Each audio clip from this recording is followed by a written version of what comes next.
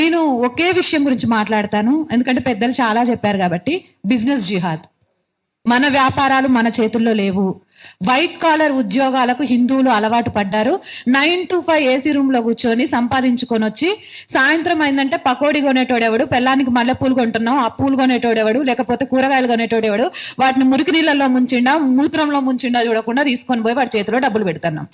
So ఇది మనం అడ్డుకోవాలి. కుల వృత్తులను ప్రోత్సహించుకోవాలి. కుల వృత్తులు ఎవరైనా వస్తున్నారు అంటే మనకు చేతనైన ఆర్థిక సహాయం చేయాలి. మన ఇంట్లో చేసుకునే ప్రతి పనిని కూడా హిందూ కుల వృత్తుదారులతో మాత్రమే చేయించుకోవాలి.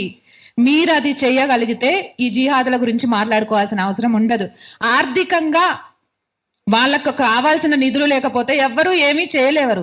ఈరోజు హిందూ సెక్యులర్ గా మారారు అని అంటే కారణం ఏంటంటే వాడి దగ్గర ఆర్థికంగా లేదు. ఎవడు ఇస్తే వాడి వైపు మాట్లాడుతున్నాడు కాబట్టి సెక్యులర్ అయిపోయాడు.